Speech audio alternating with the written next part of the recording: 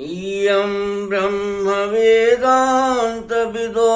वदन्ति परं प्रधानं पुरुषं तथान्ये विश्वोद्गते कारणम् ईश्वरं वा तस्मै नमो विघ्नविनाशनाय। हे मंगल कारक देवता, आप सृष्टि के कंसस तत्व हैं, विवेक तत्व हैं, आत्म तत्व की उचित प्रबंधन में आपका भागीदारी हिस्सेदारी है।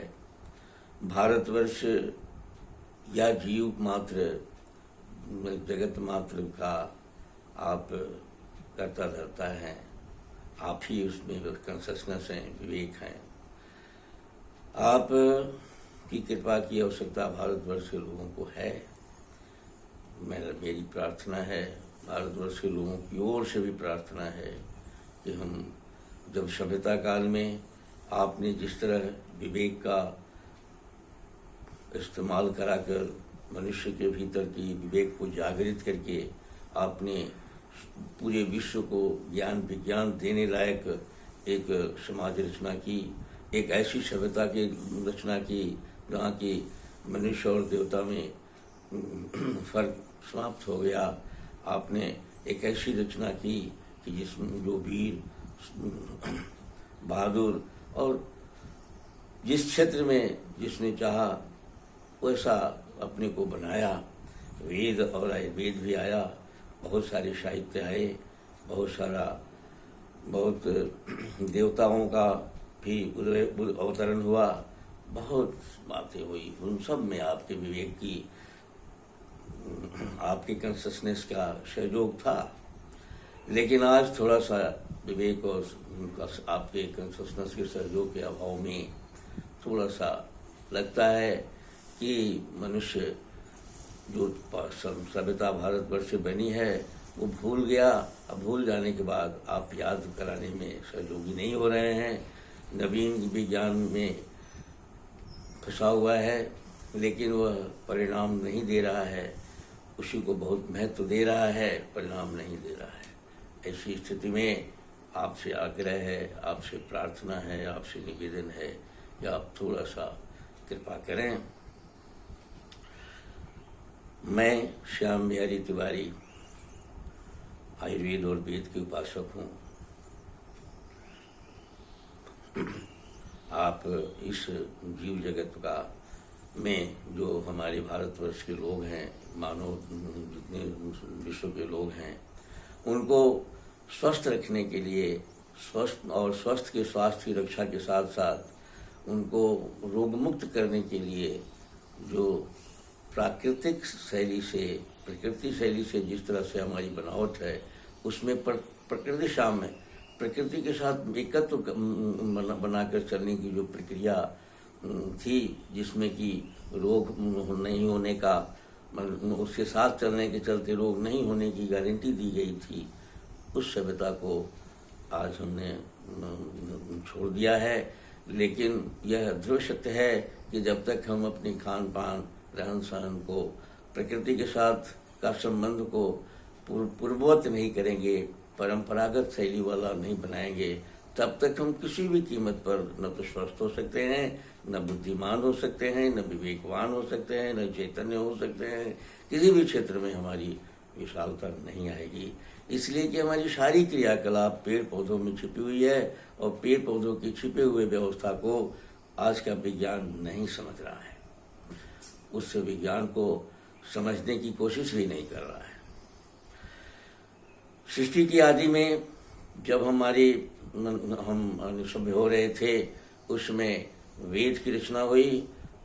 जानने की सारी बातों को जब हमारे ऋषियों ने जान लिया, प्रकृति के साथ आर पार देखने की क्षमता इनमें आ गई, अपनी और प्रकृति में एकत्व का बोध इन्हें पूर्ण रूप से हो गया। उस समय वेद की रचना में जो इन्होंने कहा कि साहब, जो प्रकृति 36 तत्वों से रचती है, सभी तत्वों पर के कुछ प्रधान रहते हैं, सभी में सभी तत्व हैं, लेकिन कुछ तत्व जो है प्रधान होकर चलते हैं। जैसे वात पित्त कफ को उन्होंने कहा 3 भाग में बांटा, और वात पित्त कफ के की प्रधानता को उन्होंने कहा कि कोई प्रधान होकर चलता है, जन्म लेता है, और उस प्रधान में क्या गुण अवगुण होता है या क्या वो कर सकता है, क्या मैंने ये बात मैंने बताया गया। मैंने देखा वात पित्त कफ में के प्रधान लोगों में भी सारे मैंने दोष, यानी वात प्रधान में पित्त भी है और कफ भी है, सारी प्रकृति की सारी व्यवस्थाएं उसमें है, लेकिन प्रधान होने के चलते उसकी एक पहचान अलग हो जाती है। इस तरह से पित्त वाले में ही वायु भी है, कफ भी है, लेकिन पित्त का पहचान अलग हो जाता है, कफ का भी पहचान अलग हो जाता है। हमारे वेद ने पुरुषार्थ की पूर्ति के लिए एक कार्य क्षमता की बात किया कि कौन सा पुरुष या कौन सा इसमें इस वर्ग में वातज पित्तज कफज प्रकृति के प्रधान लोग में कौन से लोग हमारे सृष्टि की रचना में क्या पुरुषार्थ की रचना कैसे करेंगे, तो कौन किस तरह के हैं, इनकी चर्चा आयुर्वेद ने किया है। उस चर्चा के आधार पर मैं आज वही चर्चा मैं करता रहा हूँ। मैंने कल कुछ कहा था, आज मैंने मनुष्य की कार्य क्षमता पर विचार करूँगा। कार्य क्षमता के मामले में वायु का हमारे जो सबसे पहले हमें जान लेना चाहिए कि वेद ने श्रम को ही ब्रह्म कहा, श्रम को ब्रह्म कहा और गुण में देवताओं को बांटा। बाद में हमने उस पर शब्द चढ़ाए, ब्रह्मा विष्णु महेश बना लिए, चढ़ाए और सुविधाजनक ढंग से हम अपना साहित्य में उनका स्थान दिए और उनसे शक्ति प्राप्त करते रहे। तो श्रम ही ब्रह्म है और श्रमशीलता सब जगह बहुत महत्वपूर्ण है। आज भी बिना श्रम का, बिना कुछ किए कुछ रिजल्ट नहीं आता है। प्रकृति लगातार श्रम से के क्रम में रहती है, एक सेकंड भी बैठे बिना परिष्कार की ओर आगे बढ़ रही है। भूत को छोड़ते हुए भूत लौट के नहीं आता है, इसका वर्तमान में परिष्कृत हो रही है, भविष्य की ओर आगे बढ़ रही है। मनुष्य को भविष्य के संदर्भ में कुछ पता नहीं, वर्तमान में जो है वो सब पीछे की जो कहानी है वही इसको प्रभावित करता है।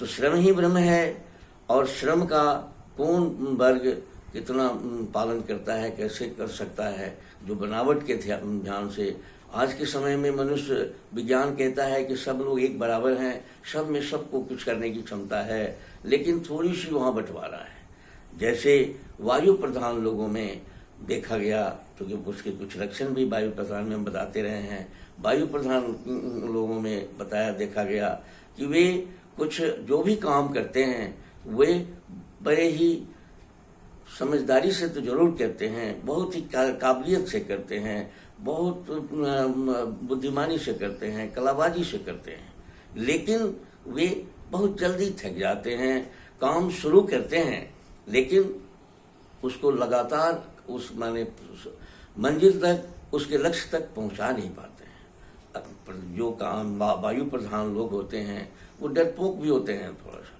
डरते भी हैं, और वो काम वो जितना तेजी से, जितना सुंदर ढंग से, जितना विशाल कलाबाजी के साथ शुरू करते हैं, वो उसको ठहरा नहीं पाते हैं, उसको पूर्ण नहीं कर पाते हैं।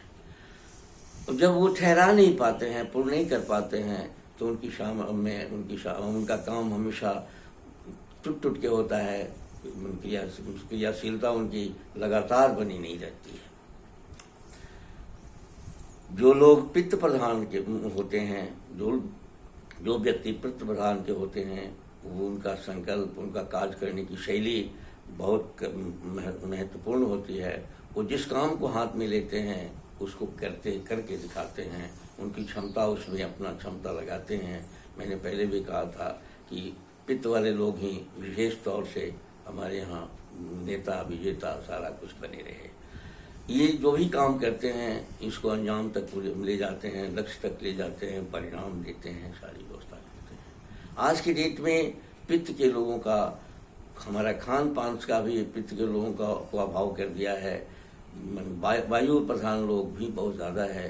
यही कारण है कि आज हमारा ज्ञान विज्ञान के मामले में भी, आधुनिक विज्ञान के मामले में भी हमारे देश के जो पढ़ने लिखने वाले बच्चे हैं वो पूरे ज्ञान वायु प्रधान होने के चलते बहुत ही अस्थायी ज्ञान नहीं लेते हैं, और जो पहले वाला सिलेबस इत्यादि है जिसका अपना अंक में भी बहुत सारा कटौती होता है, अपने 100% मार्क्स कट मार्क्स उनका है, 100% पर बढ़िया मार्क्स नहीं ले पाते हैं। कोई विद्वान कोई चोटी का पैदा नहीं ले रहा है।